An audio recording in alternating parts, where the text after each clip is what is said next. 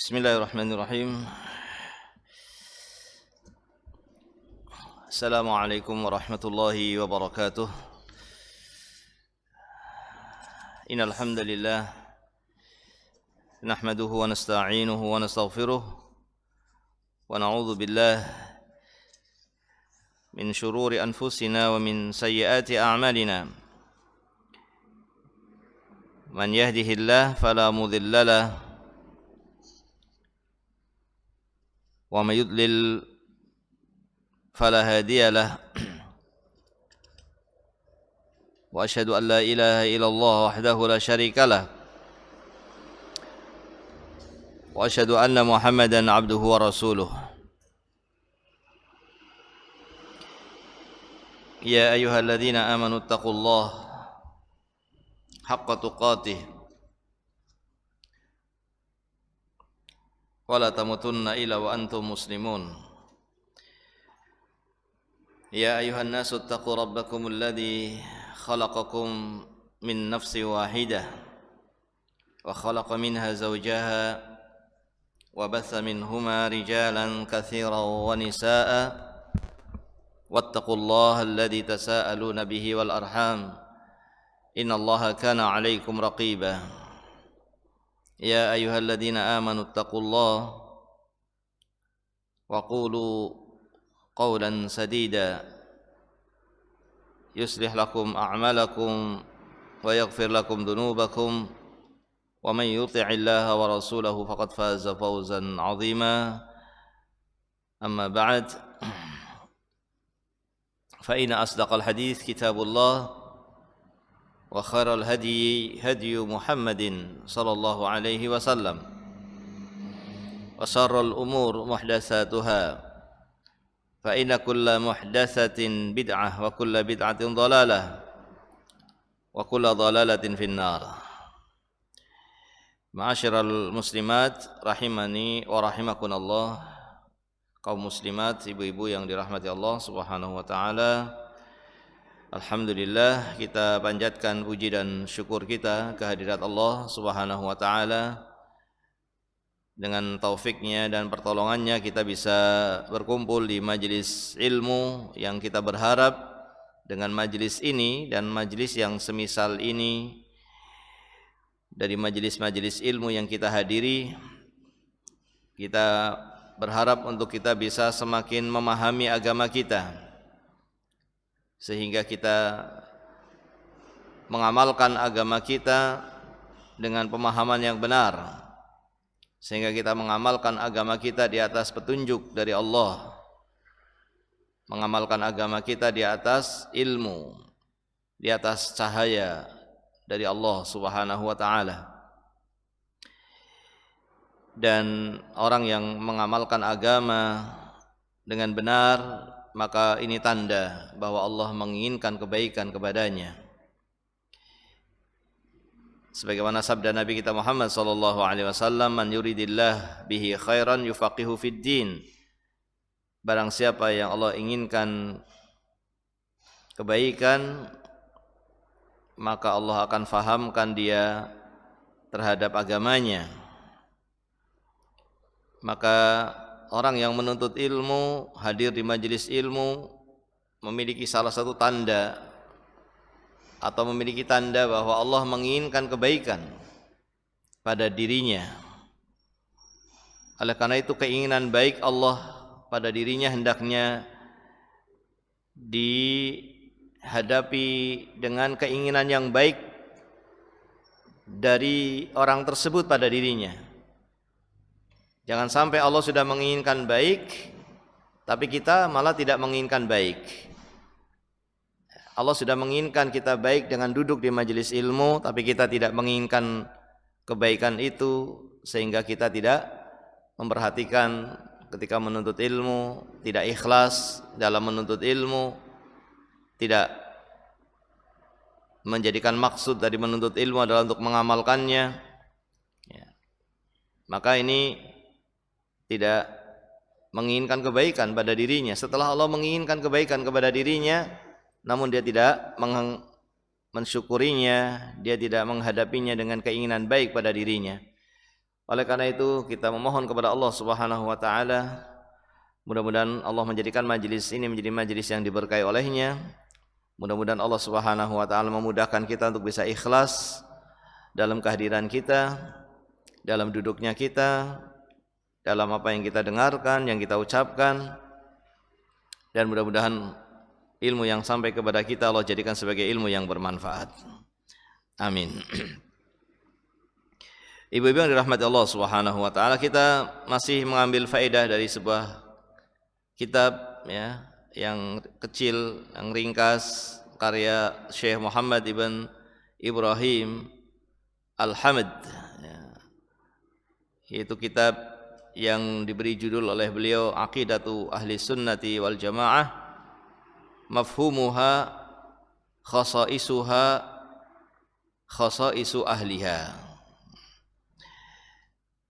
Dan kitab ini diberi takdim, pengantar oleh Samahatus Syekh Abdul Aziz Ibn Abdullah Ibn Baz rahimahullahu ta'ala. Dan kita telah membahas tentang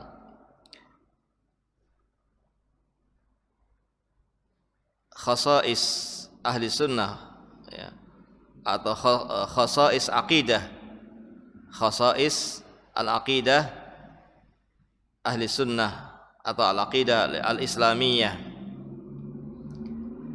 aqidah ahli sunnah wal jamaah ya.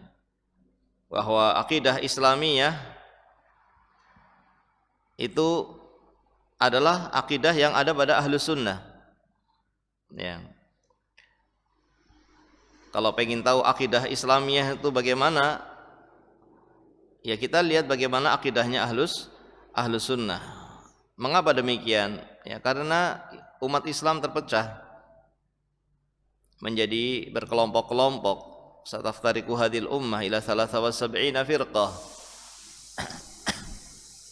Akan terpecah umatku, yaitu umat Islam, umat Nabi Muhammad SAW, umat ijabah, umat yang sudah menerima dakwah Nabi SAW, akan terpecah menjadi 73 kelompok. Kulluha finnar, semuanya terancam masuk ke dalam neraka, illa wahidah, kecuali satu. Jadi yang selamat hanya satu dari kelompok-kelompok tersebut. Maka kelompok ini pun disebut dengan al-firqah an-najiyah, kelompok yang selamat di dunia dan di akhirat. Salimat minal halak fid dunya wal akhirah, selamat dari kebinasaan, selamat dari hukuman Allah, selamat dari penyimpangan di dunia, dan selamat dari hukuman Allah di akhirat. Dan inilah ahlu sunnah wal jamaah. Sehingga ahlu sunnah wal jamaah itu disebut juga dengan al-firqah an-najiyah, kelompok yang selamat. Begitu pula disebut dengan nama-nama yang lainnya seperti al-ta'ifah al-mansurah, disebut juga dengan as-salafiyah. Nah, akidah Islamiyah ya ada pada akidah mereka ini, akidah ahli sunnah, akidah al-firqah an-najiyah, akidah ta'ifah al-mansurah, karena inilah kelompok yang selamat ya. Sementara yang lainnya akidahnya bukan akidah Islamiyah secara sempurna ya, tetapi sudah mulai terkena perubahan-perubahan dari adanya pemikiran-pemikiran yang menyimpang ya. Sehingga tidak lagi sesuai dengan apa yang diturunkan oleh Allah Subhanahu wa taala ya. Jadi akidah Islamiyah itu ada pada ahlu sunnah, pada akidah ahlu sunnah wal jamaah. Ingin melihat akidah Islamiyah, maka kita baca kitab-kitab akidah karya para ulama ahlu sunnah ya. Dan akidah ahlu sunnah ini memiliki kekhususan, keistimewaan yang sudah kita sebutkan. Ada beberapa di antaranya yang sudah kita sebutkan adalah salamatu masdarit talaqqi ya, selamatnya sumber pengambilan, ya. Sumber pengambilan akidah ini selamat dari kesalahan,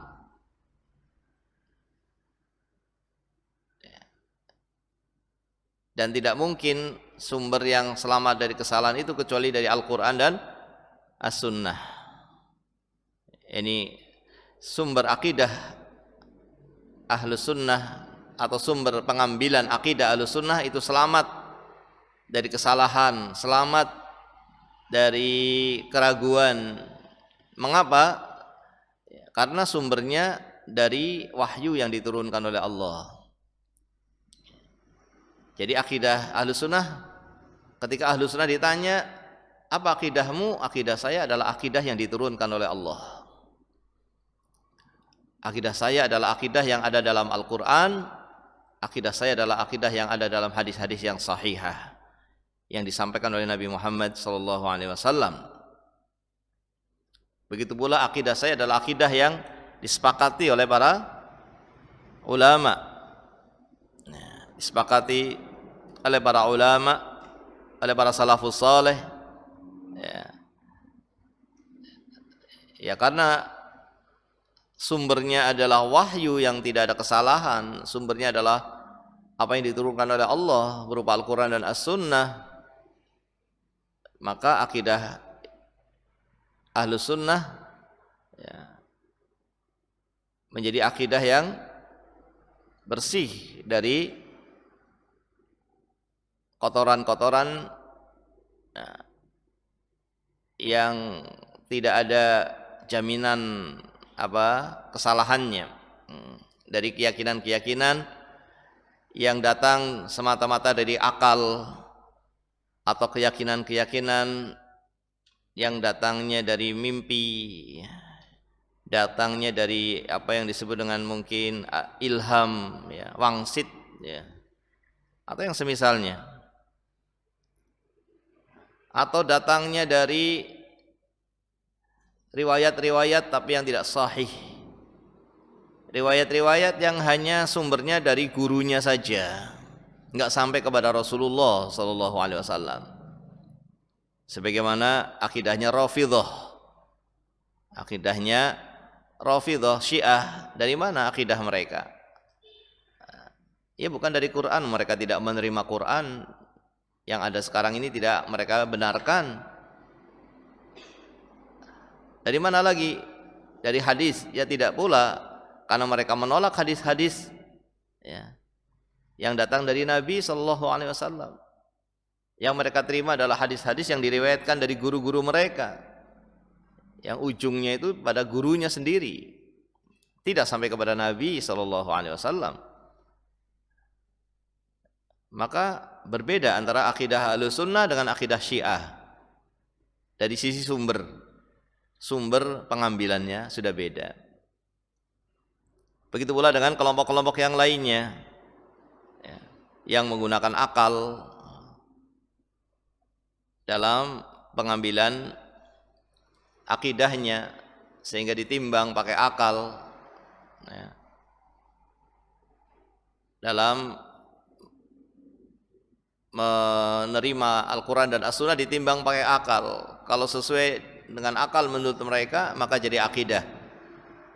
Kalau tidak, maka tidak dijadikan sebagai akidah, karena akal itu sebagai penimbang utamanya. Ya.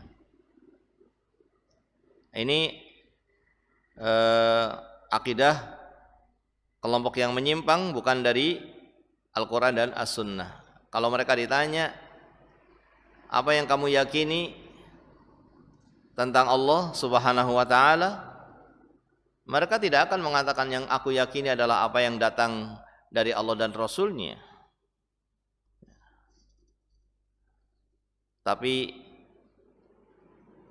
apa yang sesuai dengan akal, apa yang sesuai dengan ucapan gurunya, apa yang sesuai dengan ucapan tokohnya.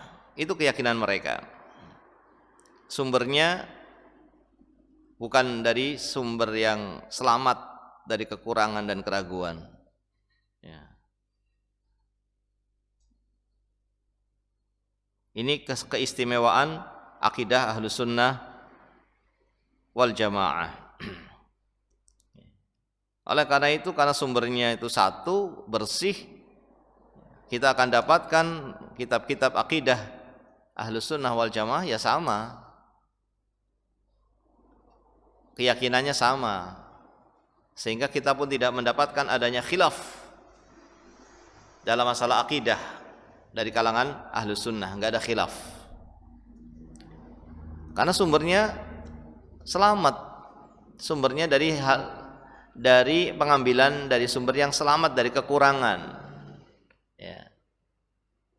Sehingga sama, tidak ada khilaf ya.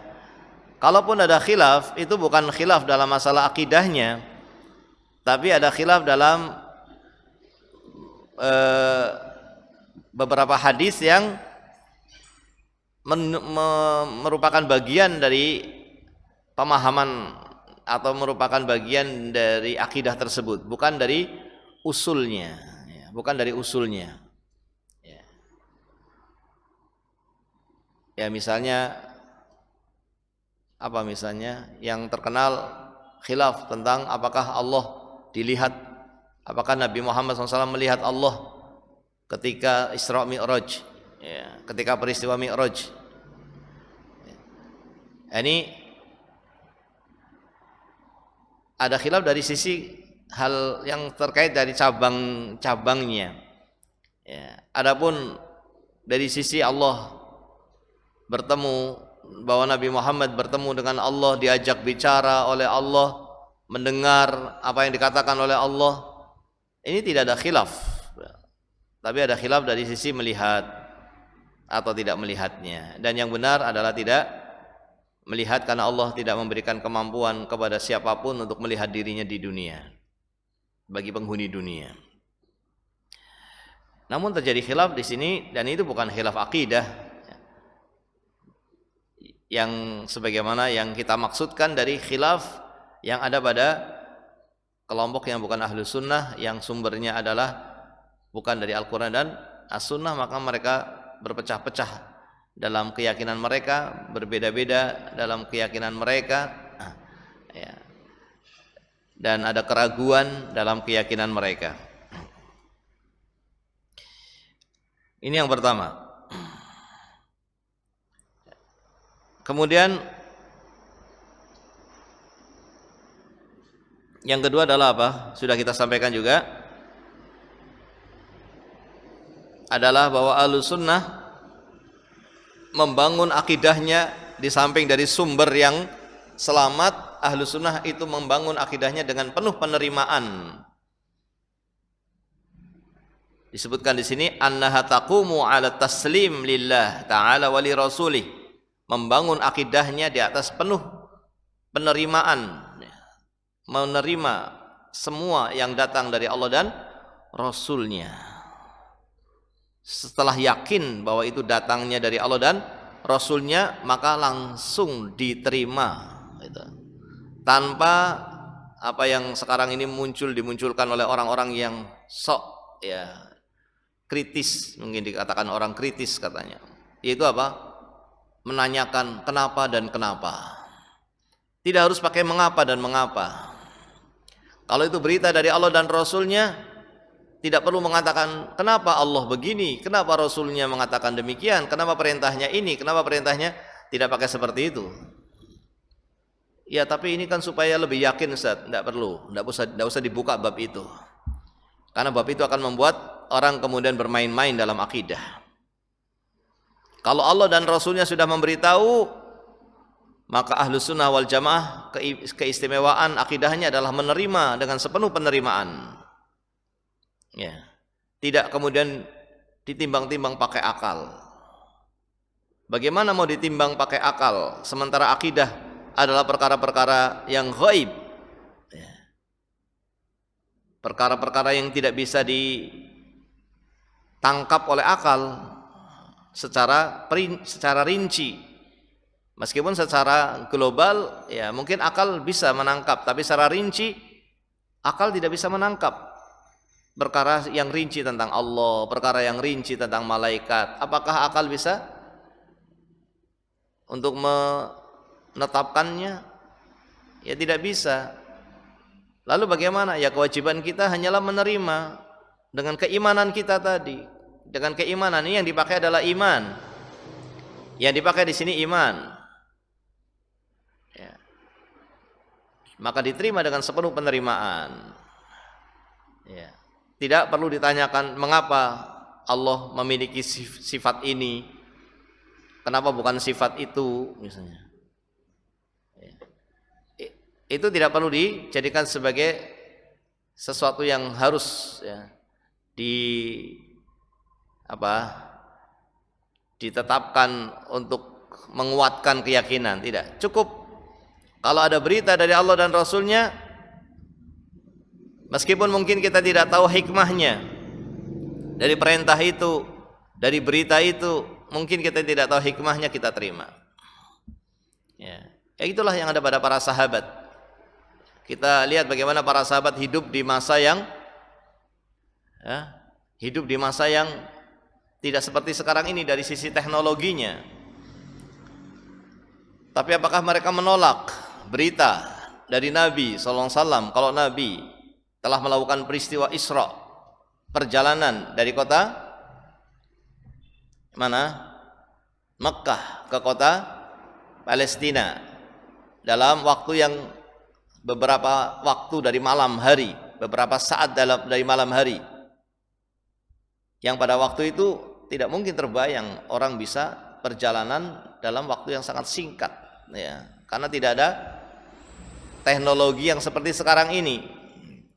Begitu cepatnya dari Mekkah sampai ke Palestina, ya, sampai ke Baitul Maqdis, dari Masjidil Haram ila Masjidil Aqsa, dalam waktu yang beberapa saat dari waktu malam. Ya. Kalau menggunakan akal, ya akal tidak akan sampai. Tapi bagaimana para sahabat menerima berita itu?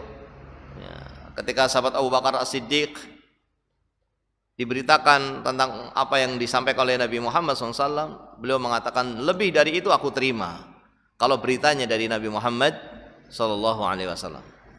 Tidak kemudian akal dijadikan untuk menghakimi ayat atau hadis. Tidak pula misalnya dahulu Allah mengharamkan babi misalnya. Ya, ini dalam masalah syariat. Ya. Mereka tidak tanya kenapa diharamkan, ada apa dengan babi, kenapa kok jadi haram. Tidak ada pertanyaan seperti itu. Tapi mereka sami'na wa ta'na, saya terima berita, saya terima hukum, saya terima perintah Allah Subhanahu wa taala. Tidak kemudian harus menanyakan apa nih untuk dikuatkan dengan sebabnya, harus tahu sebabnya, tidak. Dan belakangan ini mungkin diketahui hikmahnya. Oh, ternyata pada babi ada apa? Ya, ada bakteri yang berbahaya misalnya. Lalu apakah itu perlu untuk sebagai penguat? Tidak perlu. Ya, sudah Allah tidak menyebutkan itu, maka kita tidak perlu. Kita katakan saja itu adalah sesuatu yang diharamkan oleh Allah, sudah cukup. Dan hendaknya kaum muslimin menerima tanpa harus menanyakan kenapa. Ya, kalau nanti kemudian dibuka pintu ini akan menjadi sebab hal orang bermain-main dengan agama Allah. Kemudian kalau dikatakan iya diharamkan babi karena adanya bakteri, tapi ternyata ada orang yang makan babi dan hidupnya lama, ada orang yang makan babi tidak sakit, ada orang yang makan kambing sakit, ada orang yang makan babi hidupnya sampai ratusan tahun, ada orang makan kambing tidak lama meninggal. Kalau begitu tidak benar diharamkannya babi begitu. Nah, ini kalau sudah dibuka pintu ini akan bermain-main. Maka cukuplah at-taslim, menerima apa yang datang dari Allah diterima dengan sepenuh penerimaan, itu sebagai sesuatu yang harus akidah kita dibangun di atasnya, di atas penerimaan, dengan sepenuh penerimaan. Ya. Tidak kemudian ditanyakan mengapa Allah demikian, mengapa Allah menetapkan ini, kenapa Allah menetapkan itu, mengapa Rasulullah SAW menetapkan ini, menetapkan itu. Tidak pula ditimbang-timbang dengan kenapa demikian, akal tidak bisa menurut dia tidak masuk akal misalnya. Bagaimana seperti ini padahal kebanyakan manusia tidak seperti ini. Allah Subhanahu wa taala memberitakan Ar-Rahman 'alal 'arsy istawa. Allah di atas arsy, ya. Di atas hamba-hambanya. Arsy adalah makhluk yang paling tinggi dan paling besar dari makhluk-makhluk Allah. Allah memberitakan Allah istawa 'alal 'arsy. Nabi kita Muhammad SAW juga memberitakan bahwa Allah di atas langit, yaitu di atas arsy, karena arsy itu ada di atas langit. Kemudian ada yang ragu-ragu menerimanya. Saya kok ragu-ragu? Kenapa? Karena kebanyakan orang kok meyakini Allah di mana-mana. Bagaimana engkau ragu dengan apa yang diberitakan oleh Allah dan Rasulnya, dan engkau kalahkan berita itu dengan berita manusia, dengan keyakinan manusia yang ketika ditanya di mana sumbernya keyakinan Allah di mana-mana, adakah Al-Quran menyebutkan, adakah hadis Nabi SAW menyebutkan, ternyata dalilnya ya dari akal. Ternyata dari ini adalah dari kaidah yang dibikin oleh setan. Karena setan itu tidak akan menyesatkan manusia dengan lugu, tapi dibikinlah kaidah. Misalnya apa? Kaidah Allah tidak butuh tempat. Allah tidak ada pada satu tempat. Karena kalau ada pada satu tempat nanti jadi makhluk. Allah seperti makhluk, atau Allah tidak ada pada satu arah katanya. Allah tidak ada pada satu arah. Ini kaidah disebarkan. Kaidahnya dari mana itu? Ternyata tidak dibangun di atas Al-Quran dan As-Sunnah. Hanya dari pemikiran tokohnya atau dari akal seseorang bahwa Allah tidak boleh disifati dengan arah. Setelah tertanam kaidah ini seakan-akan sebagai ilmu, kemudian ada berita dari Allah bahwa Allah di atas arsy. Kemudian kata mereka ini bertentangan dengan kaidah. Kaidahnya Allah tidak ada di satu arah. Bagaimana mau dikatakan di atas? Ya. Akhirnya apa? Diingkari apa yang diberitakan oleh Allah, diingkari apa yang diberitakan oleh Rasulullah Sallallahu Alaihi Wasallam. Nah, ini apa namanya yang menjadi sebab seseorang bisa menyimpang. Ketika dia tidak membangun akidahnya di atas penerimaan, menerima apa yang datang dari Allah dan Rasulnya, ini sebagai keistimewaan dari akidah Ahlus Sunnah wal Jamaah. Ya. Makanya Imam Syafi'i, Abu Abdullah Muhammad ibn Idris Asy-Syafi'i rahimahullahu taala, beliau mengatakan amantu billah wa bima jaa 'anillah ala muradillah wa amantu bi Rasulillah wa bima jaa an Rasulillah ala muradi Rasulillah sallallahu alaihi wasallam. Kata Imam Syafi'i, aku beriman kepada Allah dan aku beriman dengan apa yang datang dari Allah. Apa yang datang dari Allah aku terima, aku imani, aku terima dengan sepenuh penerimaan. Ala muradillah, sesuai dengan apa yang diinginkan oleh Allah. Tidak kemudian ditafsirkan dengan akalnya, tidak kemudian dirubah-rubah maksudnya tanpa dalil, ya, tapi diterima Allah istawa 'alal arsy, diterima. Karena maknanya jelas, istawa itu ala wartafa, istawa itu artinya di atas. Maka diterima. Tidak usah dirubah-rubah. Dirubah jadi istawala. Apa dalilnya dirubah jadi istawala? Ternyata enggak ada dalilnya. Ya, dirubah begini, dirubah yang itu. Ya, padahal lafadznya jelas istawa. Ya sudah, kita imani, kita terima. Sebagaimana yang diinginkan oleh Allah. Yang diinginkan oleh Allah apa? Ya istawa itu. Kalau Allah menginginkan istawa adalah istawala, tentu akan diberitakan di dalam ayat yang lainnya bahwa istawa maksudnya istawala. Ya. Kemudian kata Imam Syafi'i, aku juga beriman dengan berita, aku juga beriman dengan Rasulullah sallallahu alaihi wasallam, dan aku beriman dengan apa yang datang dari Rasulullah sallallahu alaihi wasallam. Ala muradi Rasulillah SAW, sesuai dengan apa yang diinginkan oleh Rasulullah SAW. Rasulullah SAW memberitakan kepada kita apa?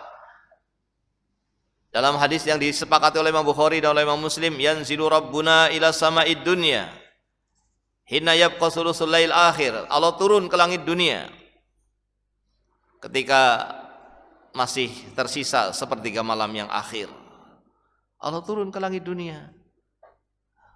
Maka apa sikap Ahlus Sunnah dengan berita ini? Menerima. Maksudnya turun bagaimana? Ya turun. Yanzilu, jelas bahasa Arab, yang belajar bahasa Arab, yanzilu, ya yanzilu itu turun. Siapa yang turun? Allah, Nabi memberitakan yanzilu rabbuna, Rabb kami yang turun, Rabb kami yang turun. Ya. Maka kita imani sebagaimana yang diberitakan oleh Rasulullah SAW.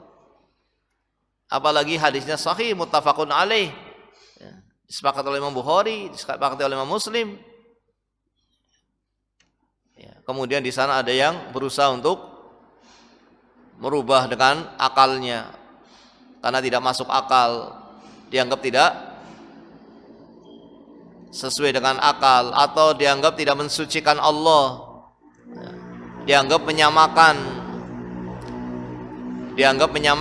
dengan makhluk. Ya. Maka kita katakan kita menerima berita itu dan kita mensucikan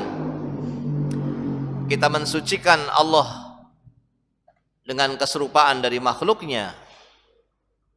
Karena Allah Subhanahu wa ta'ala yang memberitakan tentang sifatnya, Allah juga yang memberitakan laisa kamitslihi syai'un, tidak ada yang serupa dengan Allah sedikit pun. Maka kita terima beritanya dan kita tidak serupakan. Allah turun, ya tidak kita serupakan dengan turunnya makhluk. Makhluk saja turunnya tidak sama, bagaimana kemudian Allah mau disamakan? Makhluk turun dengan cara yang berbeda-beda. Dan kita tidak diberitahu bagaimana turunnya Allah. Maka ketika Imam Malik ditanya juga tentang istiwa, bagaimana istiwanya Allah, di atasnya Allah bagaimana, Imam Malik mengatakan al-imanu bihi wajib, menerima, mengimani apa yang datang dari Allah hukumnya wajib. Ya. Al-imanu bihi wajib. Ya. Dan sebelumnya beliau mengatakan al-istiwa maklum, istiwa itu dalam bahasa Arab jelas maknanya, diketahui maknanya. Wal kaifu majhul, adapun bagaimananya tidak diketahui karena tidak ada berita tentang bagaimananya. Yang diberitakan hanya istiwanya saja, lafadz dan maknanya jelas. Istawa itu lafadz dan maknanya jelas, artinya di atas. Adapun bagaimananya Allah tidak memberitakan, maka itu majhul, tidak bisa diketahui karena perkara ghaib, kita enggak perlu mencari tahu. Ya. Wasu'alu anhu bid'ah, dan bertanya tentangnya bid'ah. Begitu pula dalam hal yang lainnya, bagaimana turunnya Allah? Nazala yanzilu nuzulan, turun itu jelas dalam bahasa Arab, maknanya maklum. Lalu bagaimananya itu majhul, Allah tidak memberitakan. Wal imanu bihi wajib, mengimaninya wajib.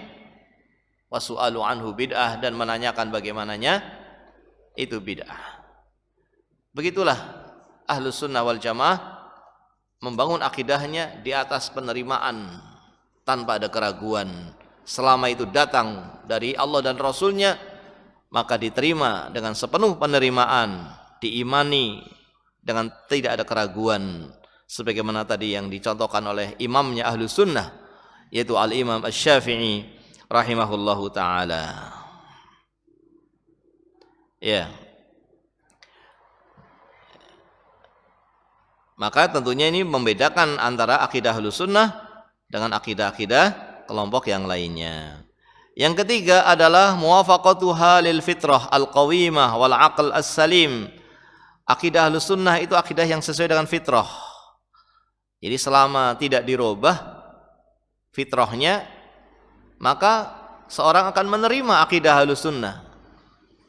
Tidak akan menolak akidah Ahlus Sunnah. Seorang yang lahir di muka bumi ini dilahirkan dalam keadaan fitrah, siap menerima Islam.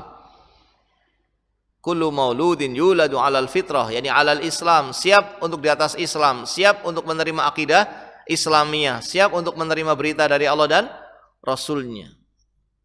Fa'abawahu alladhi yuhawidanihi. Loh kok kemudian muncul akidah yang menyimpang? Kenapa orang itu jadi akidahnya bukan akidah Islamiyah? Karena bapaknya lah yang merubahnya, ibunya lah yang merubahnya, orang tua yang merubahnya. Fa'abawahu alladhi yuhawidanihi. Orang tuanya yang merubah dia menjadi Yahudi. Wa yunassirani, dan orang tuanya lah yang merubah dia menjadi Nasrani. Wa yumajjisanihi, dan orang tuanya lah yang merubah dia menjadi Majusi, dan seterusnya. Orang tuanya lah yang merubah dia mungkin menjadi Khawarij, mungkin menjadi Murji'ah. Nas'alullaha salamah. Jadi telah berubah, fitrahnya berubah. Ini akidah-akidah yang menyimpang itu sudah berubah dari fitrah. Adapun akidah Ahlus Sunnah, itulah akidah yang sesuai dengan fitrah, yang ketika Nabi SAW menyatakan setiap anak itu dalam keadaan fitrah, dilahirkan dalam keadaan fitrah, maka berubah menjadi Yahudi, Nasrani atau Majusi karena orang tuanya lah yang merubahnya. Dan Nabi SAW tidak mengatakan dan orang tuanya lah yang membuat dia jadi Muslim. Tidak. Nabi SAW tidak mengatakan dan orang tuanya lah yang merubah dia jadi Muslim. Tidak. Karena memang dilahirkan dalam keadaan Islam, dia dilahirkan dalam keadaan fitrah menerima Islam. Jadi orang tuanya yang menjaga fitrahnya, lingkungannya yang menjaga fitrahnya. Ketika kita berada dalam lingkungan yang baik, maka insya Allah akan terjaga. Ketika anak-anak kita berada dalam lingkungan yang baik, maka akan terjaga dan akan menerima hal-hal yang baik yang ada di lingkungannya. Tapi ketika lingkungannya tidak baik, maka dia akan berubah dari fitrahnya yang menerima kebaikan. Oleh karena itu di sini Ahlus Sunnah wal Jamaah sangat berhati-hati dari hal-hal yang akan merubah keadaan seseorang dari fitrahnya, sehingga kita harus berhati-hati ya, dalam membaca, berhati-hati dalam berteman, yakin bahwa apa yang kita yakini adalah berasal dari sumber yang jelas dari Al-Quran, As-Sunnah ya. Bahwa apa yang kita baca dari satu buku misalnya betul-betul ini adalah buku yang menyebutkan sesuatu dengan sumber yang datang dari Al-Quran dan As-Sunnah ya. Ya, kalau yang dibaca adalah buku-buku yang isinya cerita-cerita yang datangnya dari mimpi, cerita-cerita yang datangnya dari tidak jelas sumbernya, maka ini akan merubah keadaan seseorang ya, dari fitrah yang Allah tetapkan pada setiap manusia ya, di atas Islam, di atas agama Islam, di atas akidah Ahlus Sunnah wal Jamaah ya. Fa nasallallahu taufiq wal istiqamah, maka kita memohon kepada Allah istiqamah ya. Sebagaimana Nabi diperintahkan oleh Allah untuk istiqamah, fastaqim kama umirt, istiqamahlah engkau wahai Muhammad sebagaimana engkau diperintahkan. Nabi saja disuruh istiqamah dan menerima apa yang datang dari Allah dan tidak mendatangkan hal-hal yang baru dari dirinya. Apalagi kita tidak boleh membuat hal-hal yang baru yang tidak ada dari Quran, tidak ada dari Sunnah. istiqomah di atas apa yang diturunkan oleh Allah. Akidah saya adalah akidah sebagaimana yang diturunkan oleh Allah. Akidah saya adalah akidah sebagaimana yang dibawa oleh Rasulullah sallallahu alaihi wasallam. Ini namanya istiqomah. Maka kita jaga agar istiqomah dengan berhati-hati dalam menuntut ilmu, berhati-hati dalam menerima ilmu, berhati-hati dalam membaca, berhati-hati dalam berteman, agar apa yang kita yakini betul-betul sesuatu yang betul-betul adalah kebenaran yang datangnya dari Allah dan Rasulnya, dan tidak rusak ya, karena sebab informasi-informasi yang salah yang masuk ke dalam hati kita dari apa yang kita baca, dari apa yang kita dengar. Ini juga menjadi prinsip atau keistimewaan dari akidah Ahlus Sunnah wal Jamaah. Ya.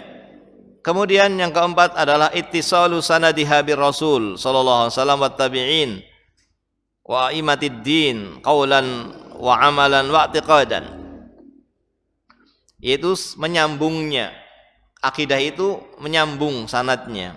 Akidah Ahlus Sunnah itu menyambung sanadnya sampai kepada Rasul, sampai kepada tabi'in, sampai kepada imam-imam kaum muslimin, secara ucapan, amalan maupun keyakinan. Ya. Nah, dan ini diakui oleh semua yang jujur dalam membaca kitab-kitab akidah Ahlus Sunnah wal Jamaah. Ya. Yang tidak ada satu prinsip pun dari prinsip-prinsip akidah atau prinsip-prinsip Islam, prinsip-prinsip Sunnah, ya, yang tidak diambil dari Al-Quran dan As-Sunnah, yang tidak diambil dari Salafus Saleh. Semuanya diambil dari Rasulullah sallallahu alaihi wasallam dan juga diambil dari Salafus Saleh yang mengikuti Rasulullah sallallahu alaihi wasallam dari kalangan para sahabat, para tabi'in, atba'u tabi'in, ya, juga para a'immah, para ulama Ahlus Sunnah seperti Imam Syafi'i, Imam Ahmad, Imam Malik, ya, sampai sana. Ya, tadi kita katakan istiwa Allah. Bagaimana Allah beristiwa diterangkan oleh Imam Malik bahwa ini pertanyaan yang tidak boleh menanyakan bagaimananya. Dan bagaimana sikap kita dengan ayat-ayat yang menjelaskan al-istiwa? Imam Malik mengatakan al-istiwa maklum. Istiwa itu bahasa Arab, lafadznya jelas, maknanya jelas. Wal imanu bihi wajib, maka mengimaninya wajib. Itulah sanadnya sampai kepada para a'immah. Sanadnya sampai kepada Rasulullah dan orang-orang yang mengikuti Rasulullah SAW dari para salafus saleh. Ya. Berbeda dengan akidah-akidah kelompok yang lainnya yang tidak ada sumbernya dari Quran, tidak sumber dari hadis, tidak bersumber dari para sahabat, ya, tidak bersumber dari para sahabat. Bagaimana ada keyakinan Allah di mana-mana? Di mana sumbernya? Keyakinan Allah di mana-mana itu menyelisih sepakatnya para sahabat. Para sahabat sepakat bahwa Allah di atas makhluk-makhluknya. Lalu muncul Allah di mana-mana. Keyakinan Allah di mana-mana. Bahkan muncul kemudian bahwa Allah bisa bergabung dengan makhluknya, bersatu dengan makhluknya. Semuanya itu adalah karena tidak mengikuti pemahaman salafus saleh, tidak mengikuti akidahnya salafus saleh.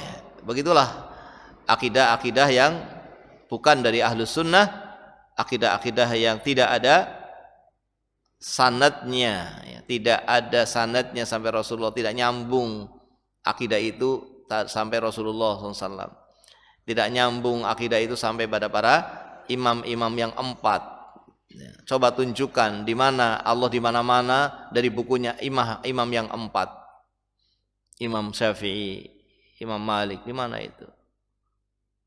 Yang mengatakan sifat Allah Allah istawa dirubah jadi istawla. Di mana akidah sahabat yang mengatakan seperti itu? Di mana akidah Imam Syafi'i? Di mana akidah para tabi'in sebelum Imam Syafi'i? Bagaimana akidah atba'u tabi'in? Tidak ada, tidak sampai ke sana. Ya. Maka ini telah masuk keistimewaan dari akidah Ahlus Sunnah wal Jamaah, yaitu nyambungnya sanad, ya. Akidah tersebut nyambung sanadnya, sanad akidah itu nyambung sampai Rasul sallallahu alaihi wasallam. Sanad akidah tersebut nyambung sampai salafus soleh, ya. Kemudian yang berikutnya, yang kelima adalah al-wuduh was-suhulah wal bayan, kejelasan dan kemudahan dan terangnya akidah tersebut. Akidah Ahlus Sunnah itu akidah yang jelas, mudah, terang. Ya, karena tidak dibangun di atas akal. Kalau dibangun di atas akal, akal tidak mampu bagaimana akan menjadi jelas. Yang dijadikan sebagai sumber saja sesuatu yang tidak mampu untuk menetapkan akidah. Ya, kalau yang dijadikan sumber adalah akal, maka menjadi hal yang tidak mudah. Ya. Karena akan berbeda-beda antara satu orang dengan yang lainnya. Maka di antara keistimewaan akidah Ahlus Sunnah adalah mudahnya dan jelasnya akidah tersebut. Sebagaimana Nabi meninggalkan agama Islam, Nabi wafat sallallahu alaihi wasallam meninggalkan agama Allah dalam keadaan jelas, lailuha kana hariha, malamnya saja kayak siangnya, ya. Malamnya saja kayak siangnya. Ini untuk menunjukkan betapa jelasnya agama Islam, jelasnya ajaran Islam, jelasnya akidah Islam. Ya, hanya saja tadi sumbernya harus Quran dan Sunnah, harus diterima dengan penuh penerimaan. Ya. Dan maka kita akan dapatkan itu menjadi sesuatu yang jelas. Tidak ada samar, tidak ada keraguan, tidak ada hal-hal yang tidak jelas, tidak ada. Lafadznya jelas, maknanya jelas, ya. Difahami oleh yang berilmu, difahami oleh orang yang baru belajar pun faham. Yang kecil faham, yang tua faham, yang dewasa faham, semua faham. Karena jelas, ya, sangat jelas. Ya, contohnya sangat banyak, sebagaimana yang tadi kita telah sebutkan, ya, bagaimana akidah Ahlus Sunnah yang beriman kepada Allah, beriman kepada malaikat, beriman kepada kitab, beriman kepada Rasul, beriman kepada hari akhir, beriman kepada takdir. Kemudian memahami iman-iman tersebut dengan jelas. Bagaimana beriman kepada Allah, caranya adalah demikian sebagaimana dinyatakan dalam ayat, caranya adalah demikian sebagaimana ditunjukkan dalam ayat. Bagaimana beriman kepada malaikat, caranya adalah demikian sebagaimana ditunjukkan oleh dalil ini, disebutkan oleh dalil itu, semuanya jelas. Ya, tinggal kita bersungguh-sungguh dalam mempelajarinya. Tinggal kita bersungguh-sungguh dalam menuntut ilmu dan berhati-hati dan memohon pertolongan kepada Allah Subhanahu wa ta'ala, sehingga menjadi hal yang bisa difahami dengan mudah karena mendapatkan kemudahan dari Allah Subhanahu wa ta'ala, ya. Nah, ini tidak ada yang sulit, ya, dalam memahami agama ini. Tidak ada yang sulit dalam memahami agama ini. Agama ini agama yang mudah, agama yang jelas.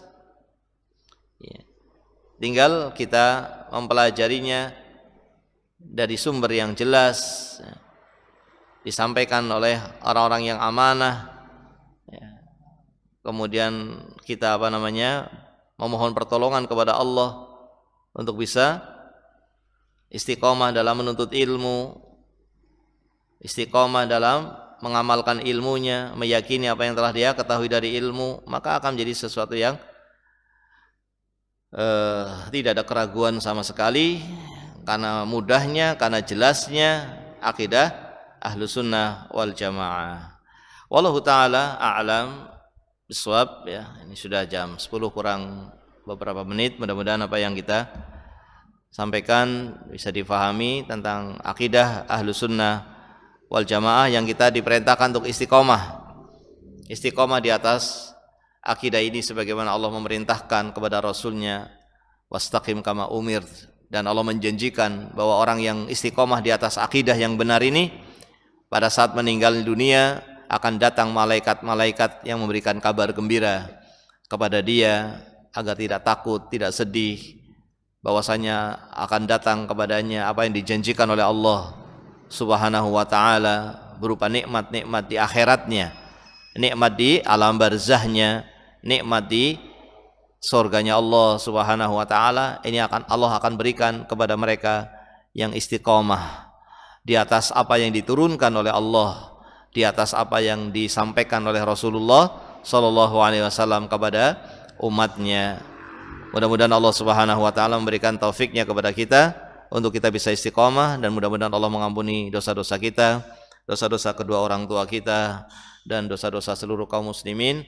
Subhanakallahumma wa bihamdika asyhadu an la ilaha illa anta astaghfiruka wa atubu ilaik. Assalamualaikum warahmatullahi wabarakatuh.